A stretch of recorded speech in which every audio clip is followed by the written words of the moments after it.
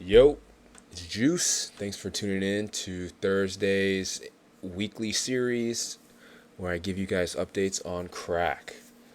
So, this is the first video in the series, and I think it makes sense to give a little bit of context behind inspiration and motivation for this project, and then, what my goals are and plans for after, plans at various stages of the development cycle. So initially, all of this started because I had a dream, a nightmare where I was stuck in the body of like a fox, and I was trapped on this island. And it was storming, and lightning was striking, and it was a tropical island filled with lots of brush and animals. And so I woke up in the body of a fox. I was stumbling through the jungle, trying to find some kind of shelter from the torrential rain.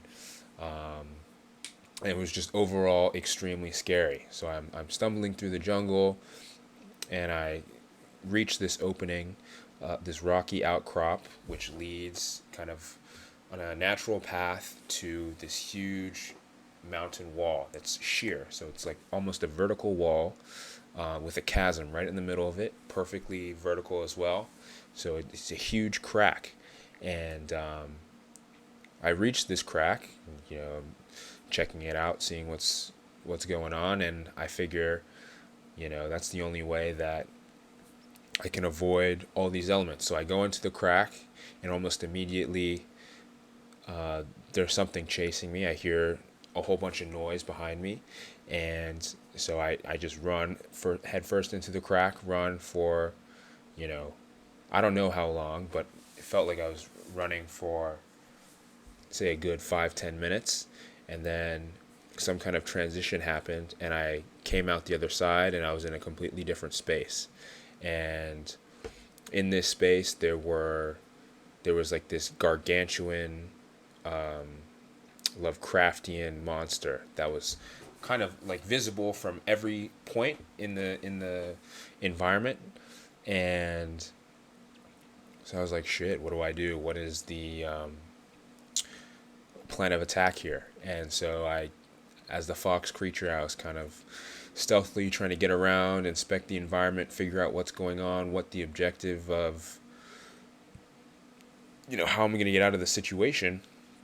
And ultimately, I found another crack, um, buried in some of the brush, scattered throughout the environment. And I went into the crack again, and something felt like it was chasing me. And then I hit a transition point, and when I came out the other side, it was a whole new environment. This time I was completely underwater. There were aquatic monsters that were swimming around, and I couldn't tell if they were, what level of hostility they were exhibiting. Um, and so after a couple iterations of, experiencing this kind of thing, I woke up and I was like, this was a really peculiar, strange dream, but it felt like it evoked some emotion. And I thought, this would be a good video game, like a fun thriller, horror type game. And so I went back to my notes and refreshed in my mind what I thought gameplay could look like. And after that, I just said, I'm going to figure out how to make this a game. And so I, looked at different game development softwares, looked at Unity, looked at Unreal, looked at, there's one other one that's super popular that I'm blanking on the name for, but I ultimately decided on Unreal, because one, it was a free environment, and two, it just has such a wealth of resources that you can kind of just plug and play into your game, that it felt like, this is probably going to be the best environment to design things in, and also it will future proof things, right? Because I wasn't really impressed with the level of updates and, new content and tweaks that the other engines, had experienced over the course of up to that point. and it seemed like Unreal had a lot of traction and was gaining a lot of enthusiasm behind gamers and developers alike. So, I said, cool, Unreal's gonna be the beast of burden here, and I just kind of pulled the trigger. So I installed Unreal, and I didn't really have a plan going into anything. I just kind of was fiddling around. Okay, I figured out, okay, I can draw out a terrain, and I'll make a landscape. And once I made the landscape, I started playing around with blueprints, which are kind of like logic trees. I don't know if any of you guys have familiarity with Scratch or other programs that try to take the I don't know how to say this, the syntactical difficulty of maybe a more, not base level, but I don't know, something like C++ or Java, or something that's a little bit closer to machine language. And what it does, it's pseudocode. It basically lets you plug and play and create maps of logic that will perform specific tasks as you kind of build it out.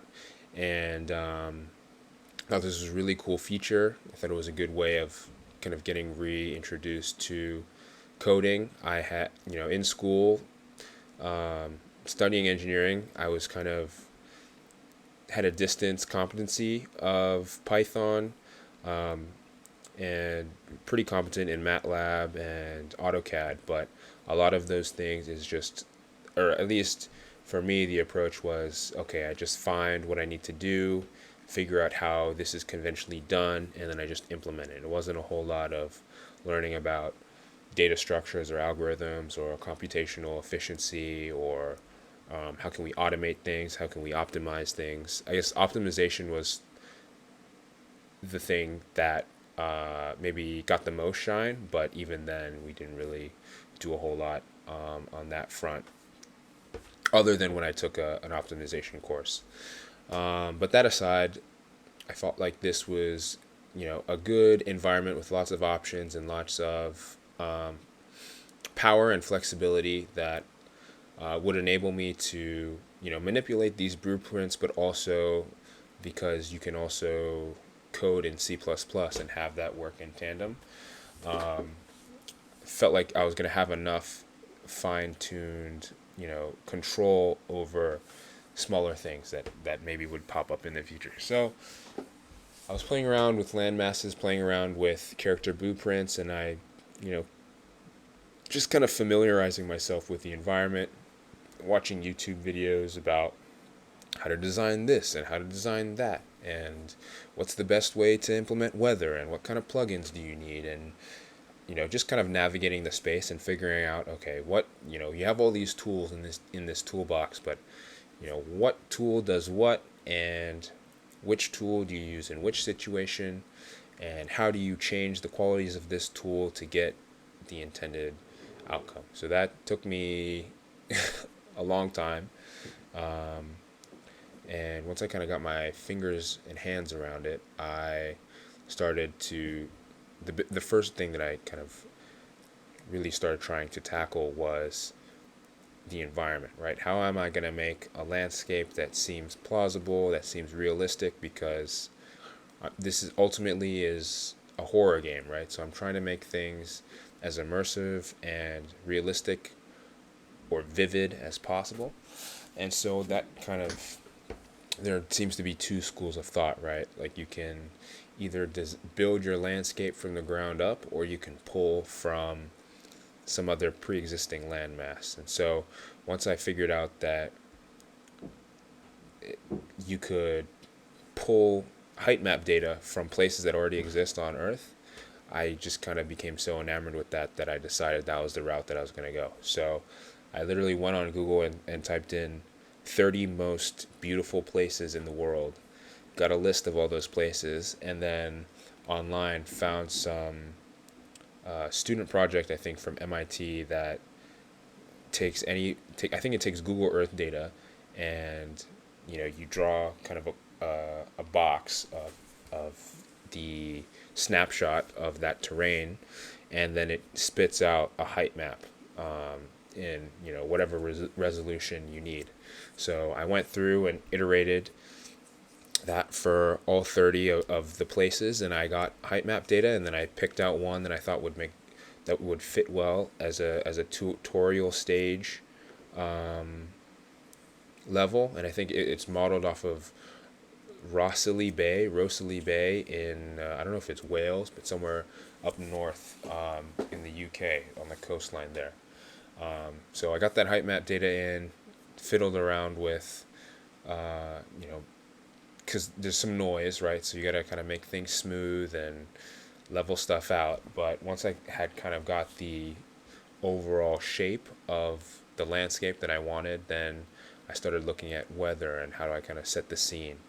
And that, sent me down a whole nother rabbit hole, because there are innumerable plugins that you can use, that you can get from the Unreal Marketplace or from third-party websites and whatnot, that give you tools to affect weather, lighting, scenery, those kinds of things. And the abundance of tools gave me not decision anxiety, but it just made me very indecisive. So I would spend hours looking at, one specific tool, what you can do with it, and then go to the marketplace, and it's like, oh, this tool is $300. Like, is this really going to be worth it in the long run? And ultimately, I just said, screw it. I'm going to go with free. This is my first game. Nothing needs to be perfect. It needs to be playable. I wanted to do justice to, my inspiration, which is my dream, and we can make things look better if it gains traction and as things progress.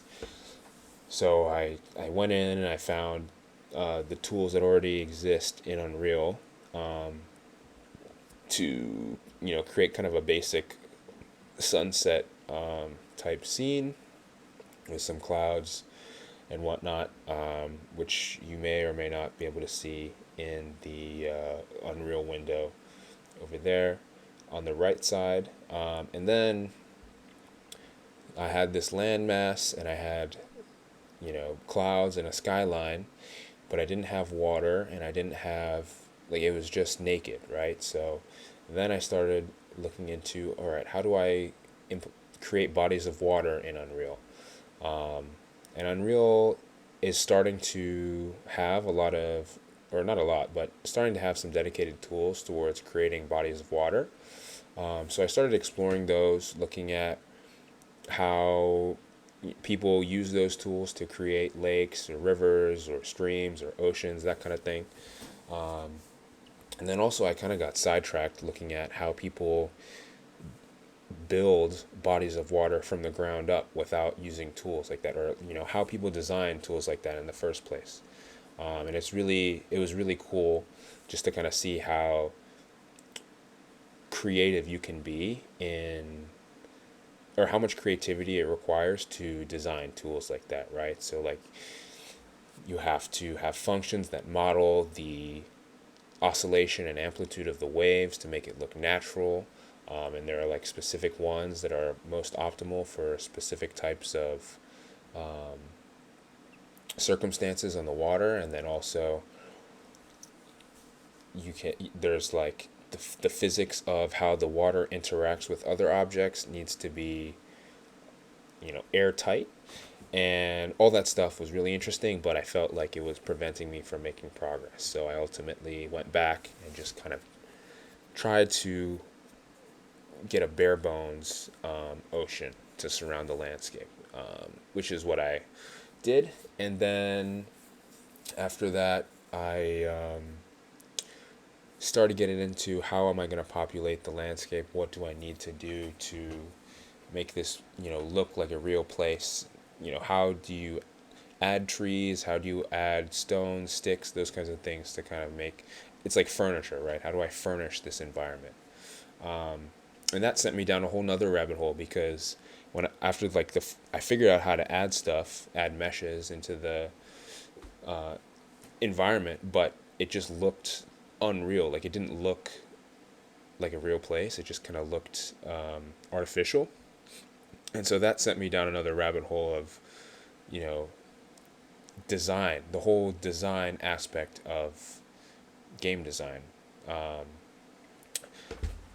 what are the rules behind how you position objects and build structures, and, either natural structures or like buildings and those kinds of things, in such a way that it looks real, and maybe real isn't the right word, but like it looks like it could exist in some kind of place, and it doesn't just kind of seem disjointed. I don't know if that makes sense, but that's kind of the rabbit hole I went down into, and also, my experience playing Risk of Rain, both, Risk of Rain Run 1 and Risk of Rain 2, it kind of led me down the path of maybe I want to make stuff procedurally generated, since the whole premise of the game is that, like, you're trying to find a crack, which takes you to another stage. Once you complete the objective at the stage, you find another crack, which takes you to another stage, right? So it's kind of this iterative process, and I felt like, instead of capping things at, I'm going to design 5 stages, and every playthrough, the players are going to play through these 5 stages, and once they reach the end, it's the end. Instead of that, I thought, what if I just make things procedurally generated? So I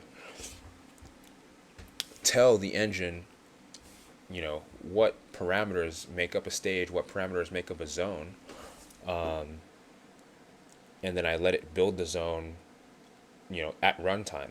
And so each playthrough isn't necessarily going to feel exactly the same, which is very similar to how Risk of Rain does their, at least Risk of Rain 2, well, both of them actually, how they design their stages. So then I kind of went down this PCG, procedural content generation rabbit hole, which was actually quite fruitful, because I'm going to use a lot of what I learned, now that I've kind of basically trashed a whole lot of stuff and I'm starting from scratch. I'm going to really rely on my familiarity with that stuff to help expedite this process.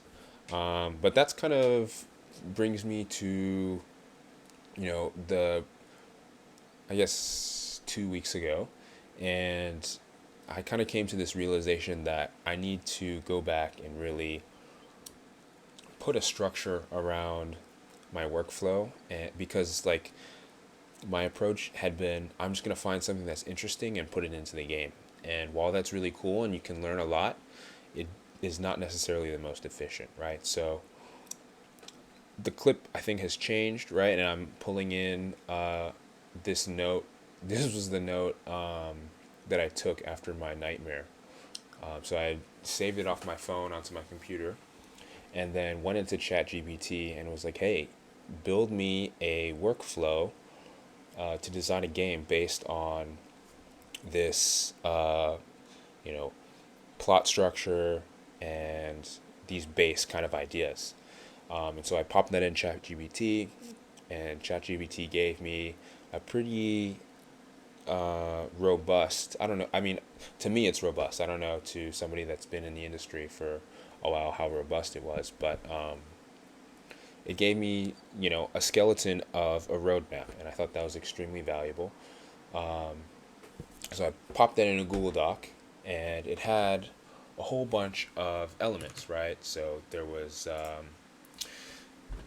pre-production phase, production phase, testing phase, polishing phase, release phase, post-release phase, and key considerations. And so I took the skeleton and I was like, okay, let's tweak things and adjust it to how I want my game to be, right? Like, what things do I want to consider for my game? So for concept development, it was really honing in on what the theme and the mood of the game was going to be. I think because I'm kind of gearing this towards being more of a horror game, the tone needs to be dark. It needs to have intense music and,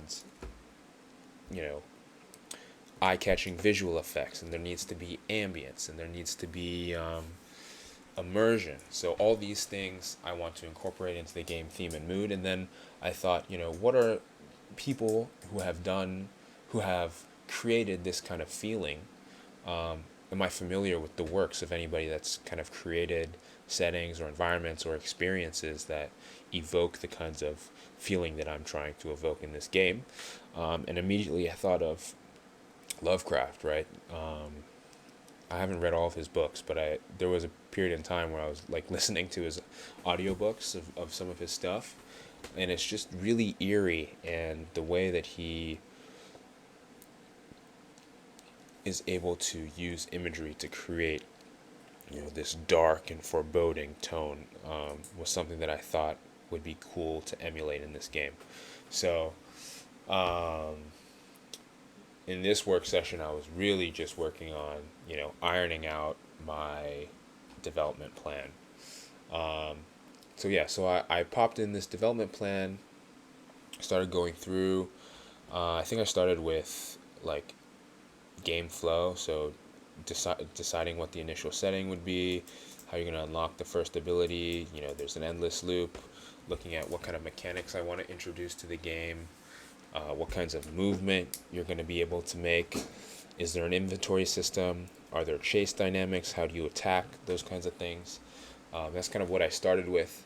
But throughout like this whole process, it really resonated with me because it made things seem doable, right? It wasn't this kind of big undertaking that I have an end goal, right? I want to produce a game, but I don't know how I'm going to get there. And so it just seems like, this could take me forever. And I don't know what I need to do first in order to kind of make progress on in a tractable manner. So this recording is just me looking at this document, filling stuff in, those kinds of things. I think I filled everything from concept development, or I finished everything in the pre-production phase and the production phase. And once I had all that stuff filled, it was time for me to go back and design the playable character. Right? And this brings me to also something that I had worked on before. I had been working in Blender to sculpt kind of like a jaguar creature to be the quadruped playable character. But I didn't really like how it looked. Like, it didn't, I'm not an artistic person, but it just didn't, it wasn't doing it for me. So I also took that as an opportunity to scrap everything and, design this thing from scratch. So here is where I started working on the character model. So I was looking at YouTube videos on how to sculpt, design a jaguar in Blender, and I'll kind of just let this play out in a fast-forwarded state. But that's what I'm working on currently, is designing this playable character. So ultimately, I want by the end of this week, so the week one video will be showcasing my jaguar character. I aim to have it fully sculpted and fully rigged, so that means I'll have some animations, walking, jumping, maybe swimming, I don't know, but there will be some animations, and I really want to showcase my progress on that. So that's what's deliverable for me for next Thursday. Appreciate you guys for sticking with me for this long video. I'm really excited about this project. I think I'm going to learn so much, and just as an avid consumer of video games, I think this has really given me an appreciation for gaming as an art form.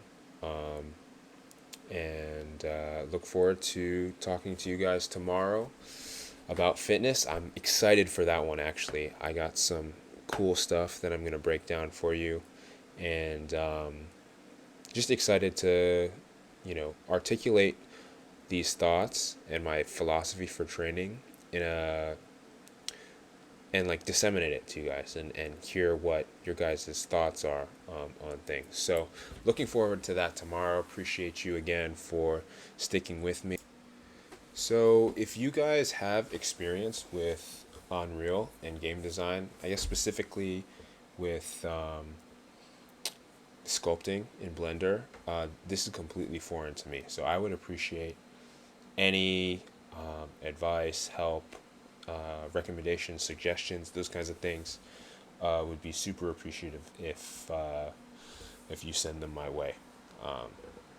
So other than that, thanks for sticking around, and I'll talk to you guys tomorrow.